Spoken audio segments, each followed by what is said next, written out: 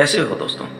आज मैं आपको एक बहुत ही मार्मिक कहानी सुनाता हूँ। वैसे तो ये कहानी एक स्कूल के बच्चे की है, लेकिन इस कहानी के मुख्य पात्र राजू जैसे काफी बच्चे या व्यक्ति हमें अपने आसपास दिख जाते हैं और हम बेवजह ही उनसे नफरत करने लगते हैं, सिर्फ उनके मैले कुचले कपड़ों और रहन सहन के कारण। तो शुरू करते हैं राजू की कहानी। मैं हूँ आपका होस्ट और दोस्त प्रदीप और आप देख रहे हैं तलाश जिंदगी।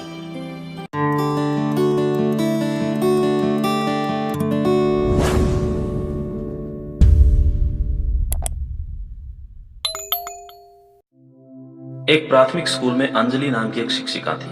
वह कक्षा 5 की क्लास टीचर थी। उनकी एक आदत थी कि वह कक्षा में आते ही हमेशा लव यू ऑल बोला करती थी, मगर वह जानती थी कि वह सच नहीं बोल रही। वह कक्षा के सभी बच्चों से एक जैसा प्यार नहीं करती थी। कक्षा में एक ऐसा बच्चा था जो उनको फटी आंख भी नहीं बहाता था।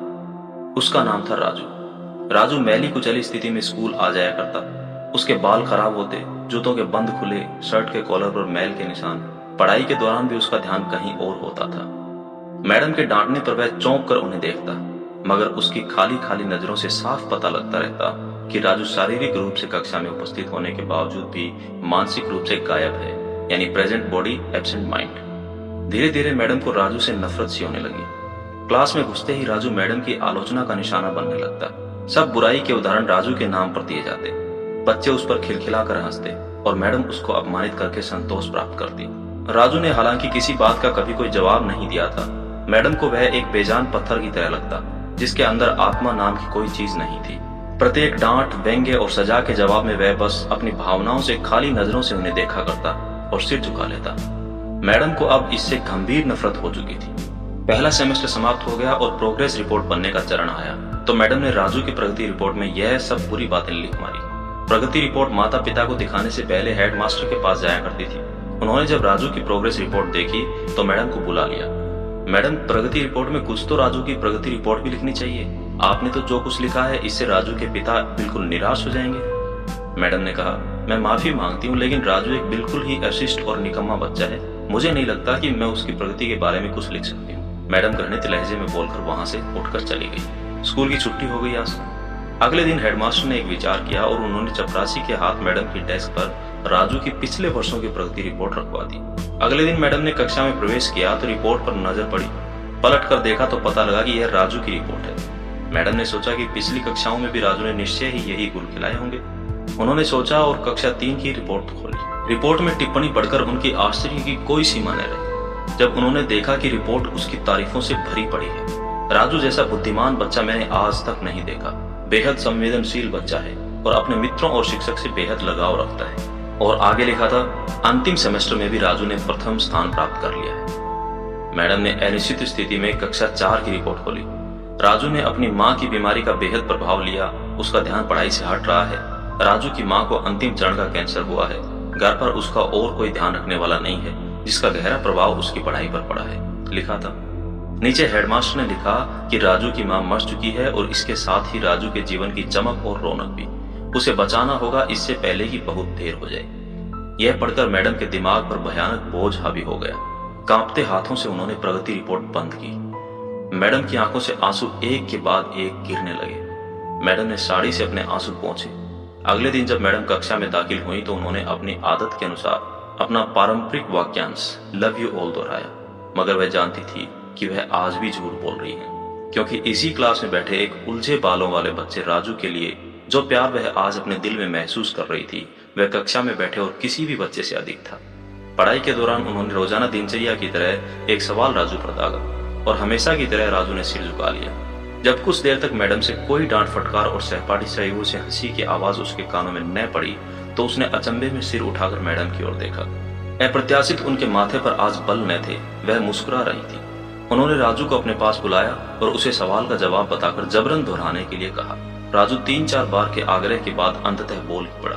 राजू के जवाब देते ही मैडम ने न सिर्फ खुद खुश अंदाज होकर तालियां बजाई, बल्कि सभी बच्चों से भी बजवाई।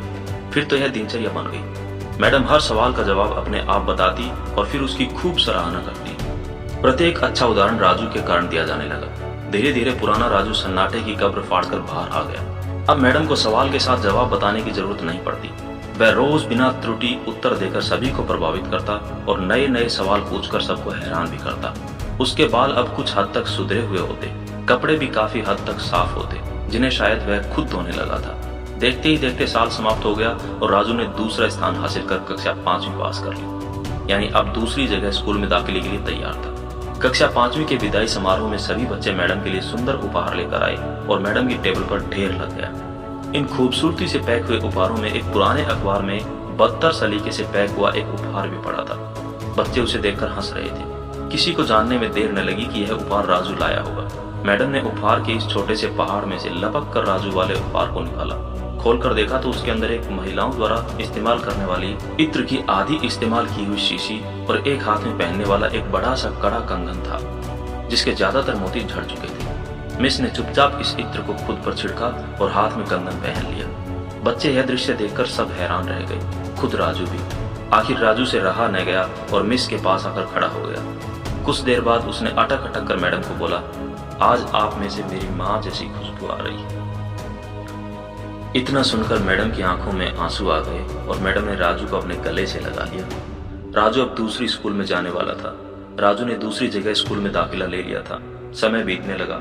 दिन, सप्ताह, महीने और महीने साल में बदलते भला देर कहाँ लगी। मगर हर साल के अंत में मैडम को राजू से एक पत्र नियमित रूप से प्राप्त होता, जिसमें लिखा होता कि इस साल कई नए टीचर से मिला, मगर आप जैसा मैडम कोई नहीं था। फिर राजू की पढ़ाई समाप्त हो गई और पत्रों का सिलसिला भी समाप्त।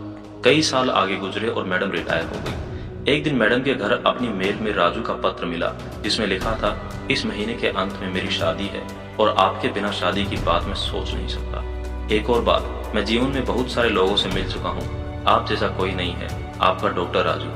पत्र में साथ ही विमान का आने जाने का टिकट भी लिफाफे में मौजूद था। मैडम खुद को हरगिज न रोक सकी। उन्होंने अपने पति से अनुमति ली और वह राजू के शहर के लिए रवाना हो गई। शादी के दिन जब वह शादी की जगह पहुंची तो थोड़ी लेट हो चुकी थी। उन्हें लगा समारोह समाप्त हो चुका होगा, मगर यह देखकर उनके आश्चर्य की सीमा न रही कि शहर के बड़े डॉक्टर, बिजनेसमैन और यहाँ तक कि वहां पर शादी कराने वाले पंडित जी भी थक गए थे कि आखिर कौन आना बाकी है। मगर राजू समारोह में शादी के मंडप के बजाय गेट की तरफ टकटकी लगाए उनके आने का इंतजार कर रहा था। फिर सबने देखा कि जैसे ही एक बूढ़ी औरत ने गेट से प्रवेश किया, राजू उनकी ओर लपका और उनका वह हाथ पकड़ा जिसमें उन्होंने अब तक वह कंगन पहना हुआ था और उन्हें सीधा मंच पर ले गया। राजू ने माइक हाथ में पकड़कर कुछ यूं बोला, दोस्तों, आप सभी हमेशा मुझसे मेरी माँ के बारे में पूछा करते थे और मैं आप सबसे वादा किया करता था कि जल्द ही आप सबको उनसे मिलवाऊंगा। ध्यान से देखो, यह है मेरी प्यारी माँ, दुनिया की सबसे अच्छी माँ। यह मेरी माँ, यह मेरी माँ। प्रिय दोस्तों, इस सुंदर कहानी को सिर्फ शिक्षक और शिष्य के रिश्ते के कारण ही मत सोचिएगा। अपने आसपास देखें, राजू जैसे कई फूल मुरझा रहे हैं जिन्हें आपका जरा सा ध्यान, प्यार और स्नेह नया जीवन दे सकता है। तो दोस्तों, कैसी लगी आपको ये कहानी? अपने विचार कमेंट सेक्शन में जरूर लिखिएगा। फिर मिलेंगे अगली वीडियो में कुछ और अच्छी बातों के साथ। देखते रहिए तलाश जिंदगी।